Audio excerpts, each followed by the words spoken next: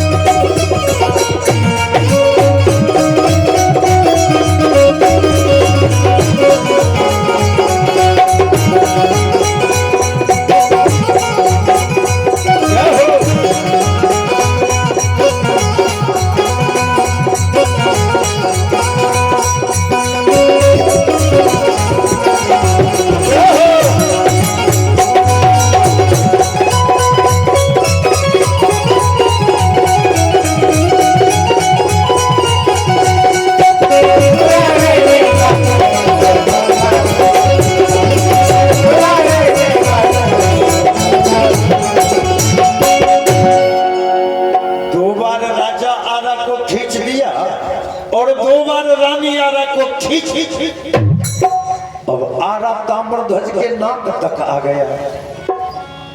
ताम्रध्वज के नाक तक आरा जो पहुंचा, उसी समय ताम्रध्वज के बाएं आंख से एक बूंद आंसू टपक के जमीन पर गिर। ताम्रध्वज के बाएं आंख से एक बूंद जो आंसू टपक के जमीन पर गिरा। एक बार भगवान कहा बंद कर दिया, चलाना। तेरे बेटे ने एक बूंद आंसू गिरा के सारे मांस को नापाक कर दिया। अब कभी मां बहन को भोग नहीं लगा पाऊंगा। मुहूर्त सोचा भगवान बेटा भी छीन लिया है और अब धर्म भी छीन रहे। बाबा कहते हैं कि कुमार के आंख से आंसू गिरा, लेकिन ताम्रध्वज जीवित था। ताम्रध्वज इशारा किया है बाबा, बाबा आरा मेरे नाक तक आ गई बाबा। मैं ऊंची आवाज में आपसे बात नहीं कर पाऊंगा बाबा। क्या आप करीब बुलाओगे, करीब आओगे बाबा? भगवान ने कहे क्या करीब बुला रहे हो?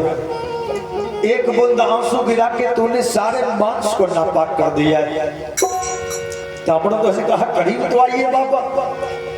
जब ताम्रध्वज करीब आया तब पूछा कि ये बाबा आपने मेरे किस आंख से आंसू गिरते देखा है? भगवान ने कहे कि अंधा समझ रहा है। ए ताम्रध्वज तेरे बाएं आंख से एक बूंद आंसू टपक के जमीन पर गिरा। ताम्रध्वज कहा ठीक देखा बाबा, लेकिन ए बाबा एक बात की हमको आश्चर्य हो रही है कि आपने मेरे बाएं आंख से ही आंसू गिरते क्यों देखा बाबा? ए बाबा अगर गौर से देखोगे ना तो इस बाएं अंग के रोम रोम से असरों की वर्षा होगी, क्योंकि ये बायां अंग अपने भाग पर रो रहा था। क्योंकि हो रहा दाहिना अंग सफल, आहो सरकार सिंह के सादर में,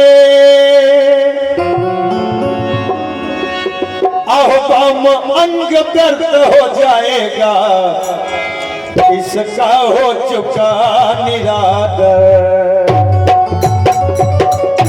कहा बाबा ये बायां अंग अपने भाग पर रो रहा है कि मां के गर्भ में ये शरीर पला एक साथ, गर्भ से बाहर ये शरीर जन्म लिया एक साथ, और जन्म से लेकर अब तक ये शरीर पला बढ़ा एक साथ, और अभी अभी आपने आके इस शरीर को दो भाग में विभाजित कर दिया। बाबा गर्भाम अंग अपराधी है, आहो भगवान वही सजा पावे, आहो पर जिसका कोई दोष नहीं, वो भी क्यों ठुकराया, जिसका कोई दोष नहीं।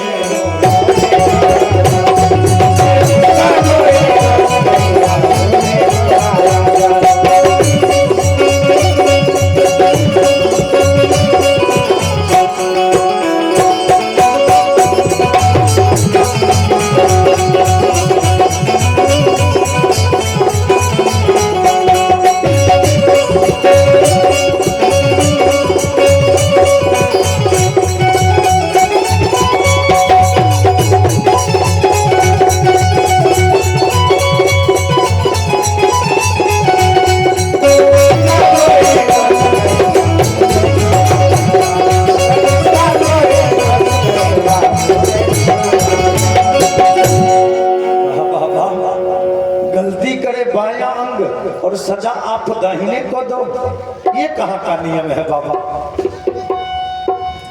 अब भगवान का है मरध्वज, तेरा बेटा बड़ा होशियार है मरध्वज, चला दे राजा, तेरे बेटे ने अधर्म होने से हमको बचा दिया है। अब राजा रानी 2-4 बार और आरा को खींच, अब लड़का 2 खंड में गिरा धरनी अल्लाह। जो ही लड़का 2 भाग में विभाजित होके गिरा, मरध्वज क्या किया, बाएं अंग को एक चादर से ढक दिया और दाहिना अंग लेके भगवान से कहा कि बाबा ये रहा मेरे बेटे का दाहिना भाग, अब आप माँ भैरवी को भोग लगा सकते हैं।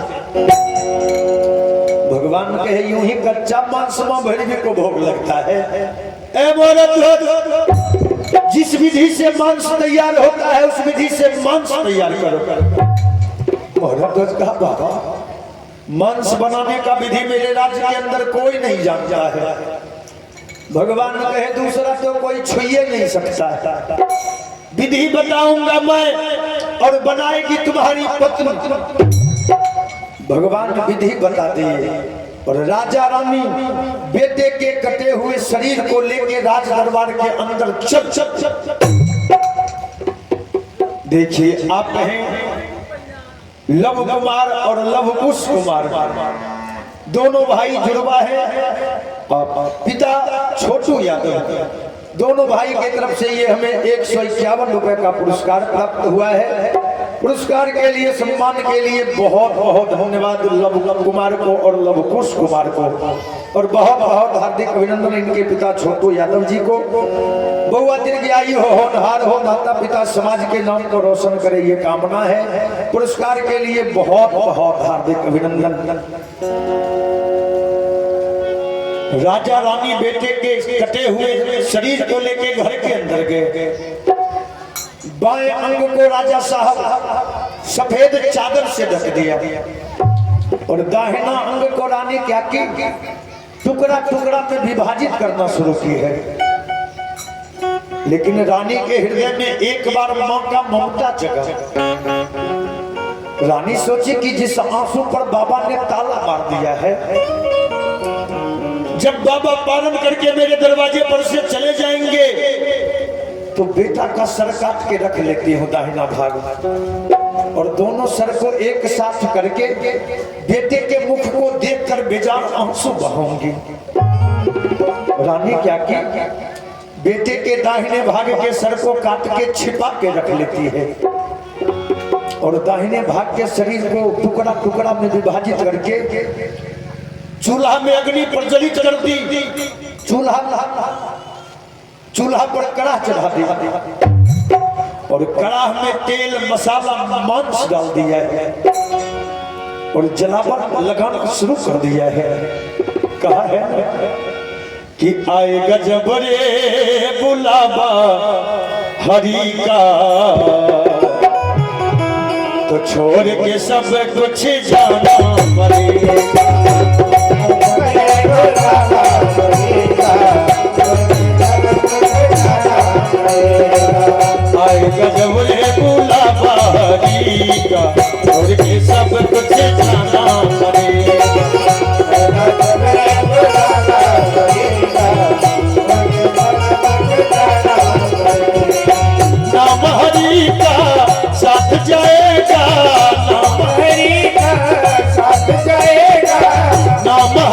का साथ जाएगा, और न कुछ तू ले पाएगा, और न कुछ तू ले पाएगा। आएगा जब रे बुलावा छोड़ के सब कुछ जाना पड़ेगा।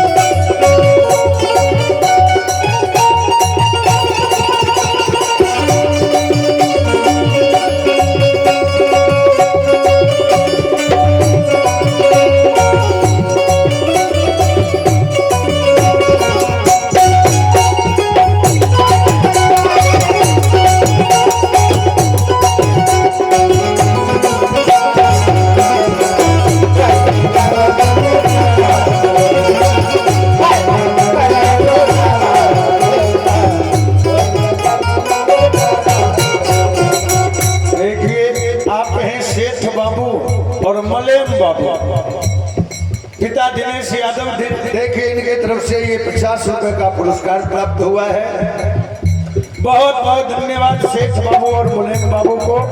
दोनों भाई दीर्घायु हो, होनहार हो, माता पिता समाज के नाम को रोशन करे। और बहुत बहुत हार्दिक अभिनंदन दिनेश यादव को पुरस्कार के लिए, सम्मान के लिए बहुत बहुत हार्दिक अभिनंदन। पुनः निवेदन कर रहे थे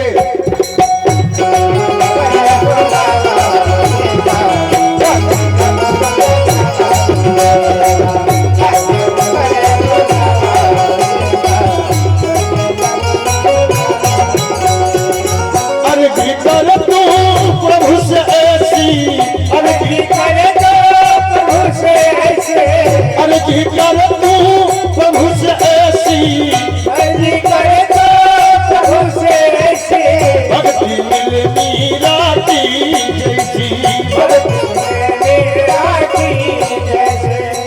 देखिए आप हैं, ये है श्रीयश कुमार, सीची कुमारी, शिवानी कुमारी, अपने नानी जी के पुण्यात्मा के शांति के लिए, सदगति के लिए इनके तरफ से भी ये 52 रुपए का पुरस्कार है। घर मौजी निवासी हैं। बहुत बहुत धन्यवाद श्रीयश कुमार, सीटी कुमारी और शिवानी कुमारी, बहुत बहुत हार्दिक अभिनंदन। पुनः मैं निवेदन कर रहा था, अरे जी कर तू प्रभु से ऐसी, अरे जी करे प्रभु से ऐसे, अरे जी कर तू प्रभु से ऐसी, अरे जी कर प्रभु से ऐसे, भक्ति मिलनी राती जैसी, भक्ति मिले सबरी जैसी। आएगा जब रे बुलावा छोड़ के सब कुछ जाना पड़ेगा।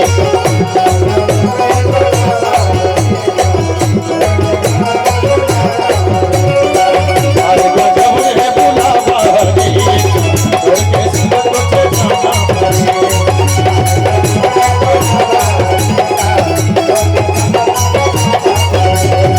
छोड़ के सब कुछ जाना पड़ेगा।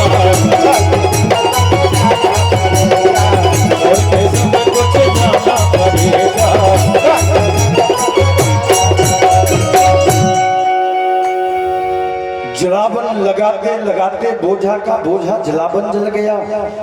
मांस सिज के तैयार नहीं हुआ। रानी राजा को कही स्वामी कई बोझा जलावन जल गया लेकिन मांस सिज के तैयार नहीं हुआ। मरध्वज जाके भगवान से कहा बाबा कई बोझा जलावन जल गया लेकिन मांस तैयार नहीं हुआ है सिज के। भगवान कहे होगा भी नहीं। मरध्वज कहा क्यों बाबा? कहा इसीलिए कि तुम्हारी पत्नी ने तुम्हारे बेटे के दाहिने भाग के सर को काट के छिपा के रख लिया। मरध्वज कहा कि अब क्या होगा बाबा? भगवान ने कहे तुम्हारी पत्नी ने भूल की है तो उस भूल का उसको सजा मिलेगा। सजा? कैसी सजा? भगवान ने कहे मरध्वज जाके पत्नी को कह दो कि बेटे के दाहिने भाग के सर को ओखल में डाल के और मूसल से चूर्ण चूर्ण करके जब मांस को कड़ाह में मिलाएगी तब वो मांस सिज के तैयार होगा।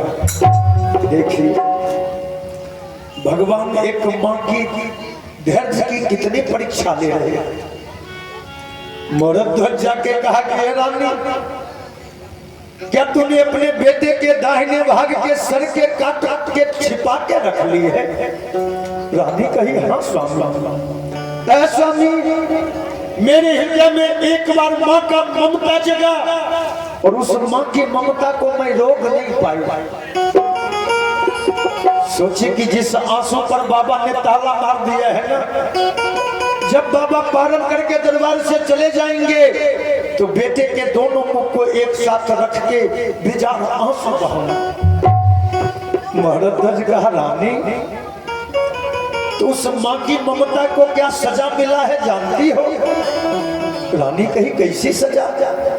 कहा बाबा कहे हैं कि बेटे के दाहिने भाग के सर को ओखल में डाल के और मूसल से चूर्ण चूर्ण करके जब उस मांस को कड़ाह में मिलाएगी तब वो मांस सिज के तैयार होगा।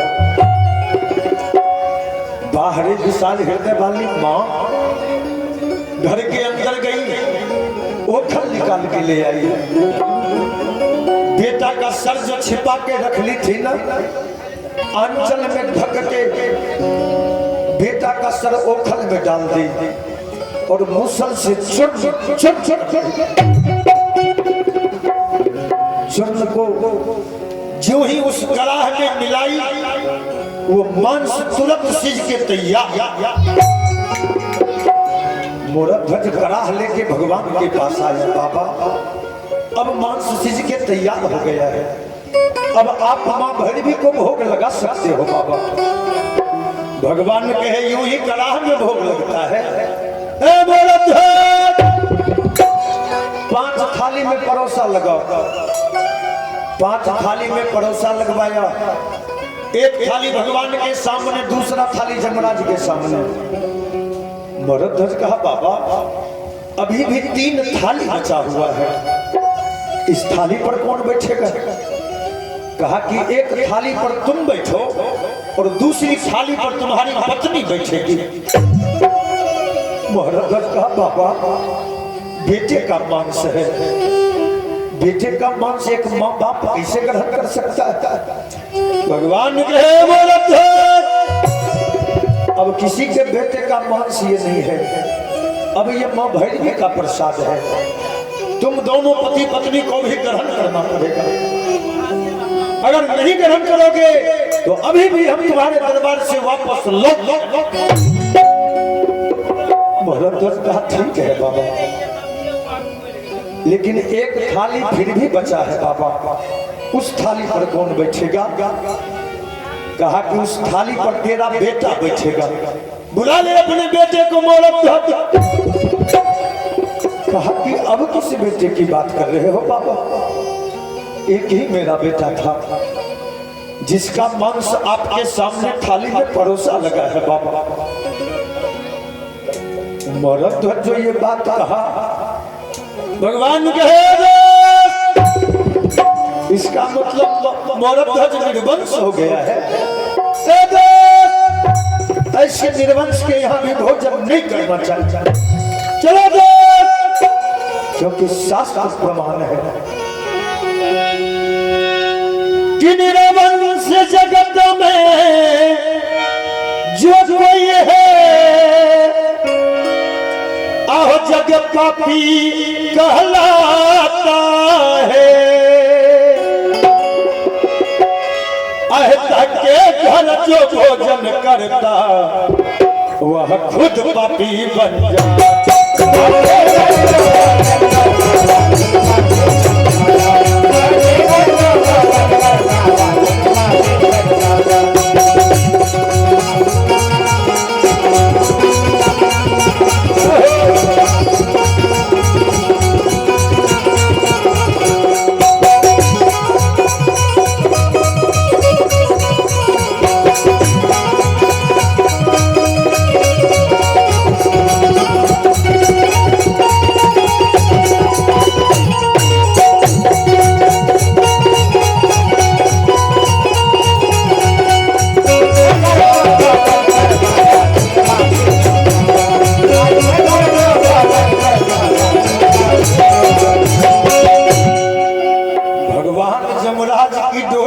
खींचने लगा।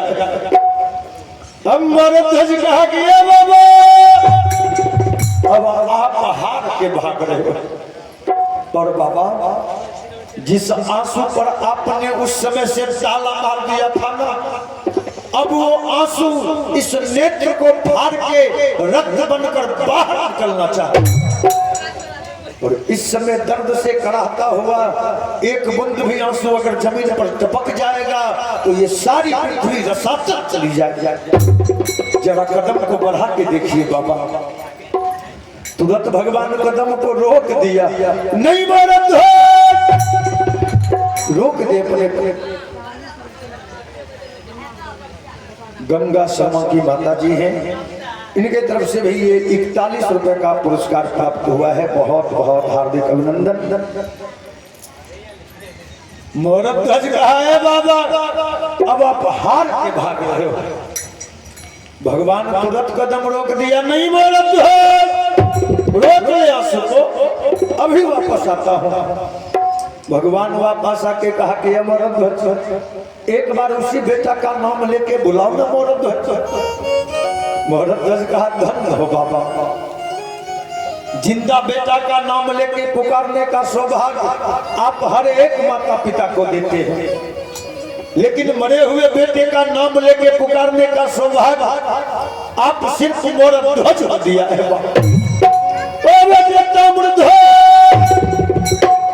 उधर से आवाज आया कि आ रहा हूं पिताजी। मोरध्वज सोचा भगवान लगता है मेरे बेटे की अकाल मृत्यु जो हो गई है, इसीलिए मेरे बेटे का जीव आत्मा भटक रहा है। भगवान राजा रानी को धक्का दिए, जा तुम दोनों भटक रहे हो, जरा अंदर जाके देखो। मोरध्वज तो यही कहते चला है, हे नाथ मैं उस लाल को ढूंढूंगा।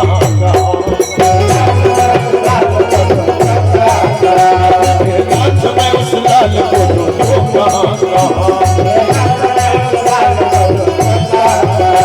जिसको मैं अपने हाथ से तो कत्ल कर दिया, जिसको मैं अपने हाथ से तो कत्ल कर दिया, फिर वो सभी बाल को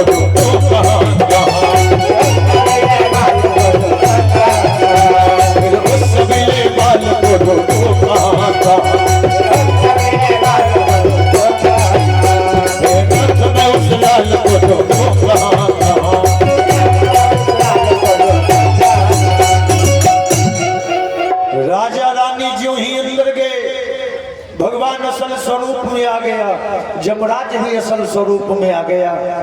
भगवान कहे जमराज और भी जांच देखना चाहते हो जमराज? जमराज कहा कि नहीं मालिक, हम तो बहुत पहले प्रसन्न थे, लेकिन आप हमको पहले ही जानवर बना दिया था और ऊपर से कहा था कि हाँ में हाँ और ना में ना, सिर्फ सर। मालिक अब मोरध्वज को क्षमा कर दीजिए। भगवान ने कहे मोरध्वज को तो क्षमा मिल ही जाएगी, लेकिन तुमको क्षमा नहीं मिलेगा। क्योंकि तुम्हारे कारण मेरे भक्त के हृदय पर क्या गुजरा है मैं महसूस कर रहा हूँ। अभी सुदर्शन को बुला के तेरे शरीर को दो भाग में विभाजित करवाते। सुदर्शन का नाम जो लिया, एक तरफ ब्रह्मा जी दूसरी तरफ भोलेनाथ आके खड़े हो गए कि नहीं मालिक, जमराज तो आपके भक्त को जांच करवा के आपके भक्त के नाम को और ऊंचा कर दिया है।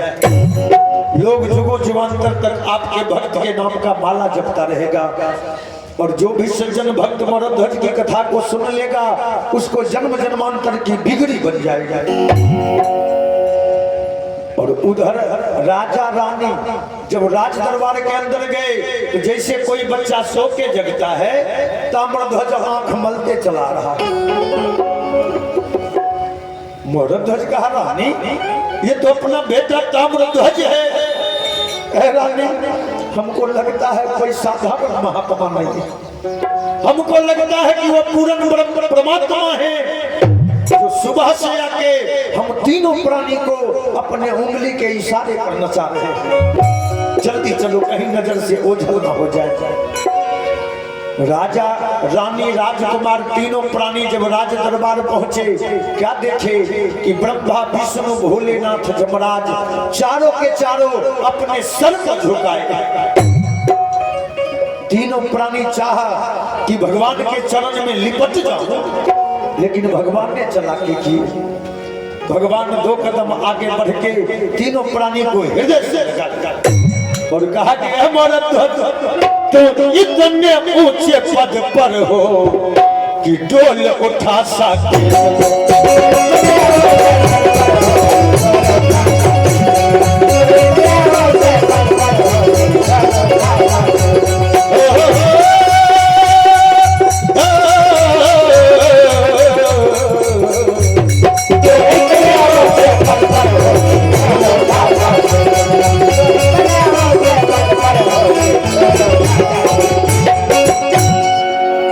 माता जी की तरफ से आशीर्वाद है, आशीर्वाद सम्मान के लिए बहुत बहुत हार्दिक अभिनंदन। भगवान ने कहे मरध्वज तुम तीनों प्राणी के भक्ति से मैं अति प्रसन्न हूँ, जो जी में आए मांग लो मरध्वज। भगवान ने कहे हाँ, भगवान ने कहे कि मरध्वज कुछ मांग लो। मरध्वज कहा कि प्रभु तीनों प्राणी की लगन सर्वदा आपके चरण से लगी रहे, यही मांगता हूँ। कहे और कुछ मांग लो। मरध्वज कहा और यही मांगते हैं कि आज के बाद ऐसा जांच आप किसी भक्त के साथ मत करना। पार तो आप लगा देते हो, लेकिन भक्त के हृदय पर क्या गुजरता है इस समय हम तीनों प्राणी महसूस कर रहे हैं। तो हाथ सबों पर फेर कर अहो देश भक्ति वरदान, जम समेत हरि हो गए पल में अंतर ध्यान। ये कहानी फिर भक्त भगवान की, ये कहानी फिर भक्त भगवान, ये कहानी फिर भक्त भगवान।